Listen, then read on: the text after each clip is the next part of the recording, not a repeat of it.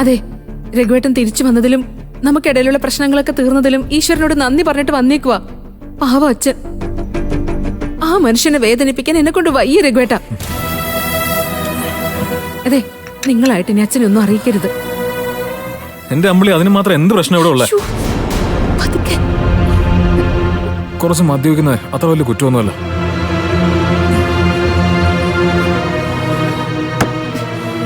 അതെ, നിങ്ങളുടെ കണ്ണിൽ ഒന്നും കുറ്റമല്ല. മദ്യപിക്കുന്നതും കുറ്റമല്ല, സ്വയം ഇങ്ങനെ നശിക്കുന്നതും കുറ്റമല്ല. ദേ ഇപ്പൊ തന്നെ ആ വണ്ടി കൊണ്ടുപോയി വിറ്റതും കുറ്റമല്ല. ഓ, അപ്പൊ അതാണ് കാര്യം. അതെ, ഇപ്പൊ എനിക്ക് വേണ്ടത് വണ്ടിയല്ല, പണവാ. അതുകൊണ്ടാണ് ഞാൻ വണ്ടി വിറ്റ. എടി, അതൊക്കെ അമ്മാവന് പറഞ്ഞാൽ മനസ്സിലാവും. ദൈവത്തെ ഓർത്ത് ഇപ്പൊ ഒന്നും അച്ഛനെ അറിയിക്കല്ലേ രഘുവേട്ട.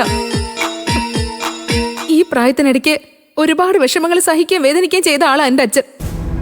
ഇത്രയും നാളുകൊണ്ട് എനിക്ക് എന്റെ അച്ഛനെ കൊടുക്കാൻ പറ്റിയത് സങ്കടങ്ങൾ മാത്രം. അച്ഛന്റെ ഏക പ്രതീക്ഷ വയസ്സാം കാലത്ത് തണലായിട്ട് രഘുവേട്ടനുണ്ടാവുമെന്ന്.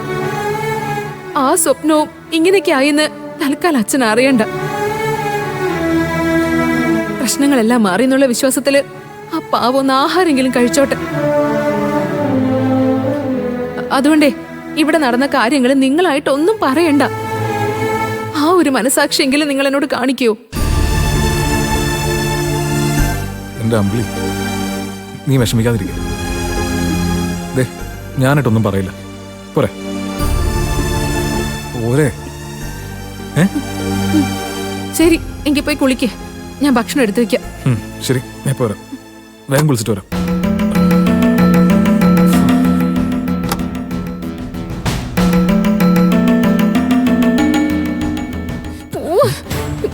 അതെ, ദൈവത്തെ ഓർത്ത് കുടിച്ചിട്ട് വരല്ലേ. ഞാൻ എന്റെ ടവലും ഈ ഒരു നേരത്തെ ഭക്ഷണമെങ്കിലും ആ പാവ സമാധാനായിട്ട് കഴിച്ചോട്ടെ രഘുവേട്ട. ശരി, നീ ചെല്ല. പോവാൻ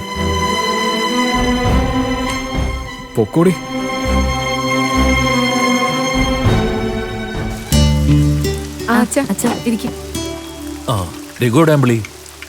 കുളിക്കാൻ കയറിയിട്ടുണ്ട്, ഇപ്പൊ വരും. അച്ഛൻ കഴിച്ചോ?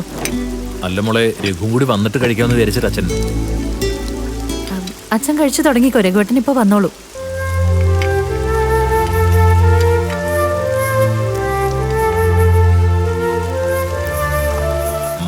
വിനയം പിന്നെ വന്നിരുന്നു മോളെ.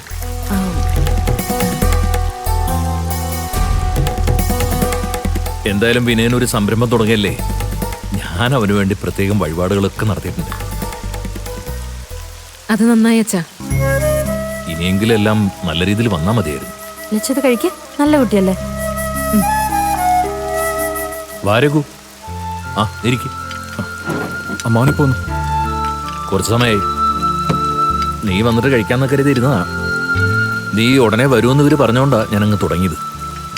അത് സാരല്ല. അല്ലെങ്കിലും ആഹാരം വിളമ്പി വെച്ച് നോക്കിയിരിക്കുന്നത് ശരിയല്ലല്ലോ. നീ കഴിക്കരകൂ.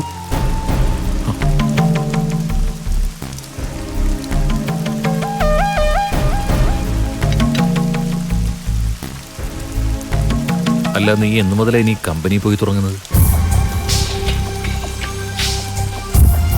നീ ദാസിനോട് എന്തിനാ രഘു ഇങ്ങനെ പിണങ്ങിയിരിക്കുന്നത്? എനിക്കാരോടും കണക്കൊന്നുമില്ല. പിന്നെന്താ നീ കമ്പനി പോവാത്തത്? അത് ഞാൻ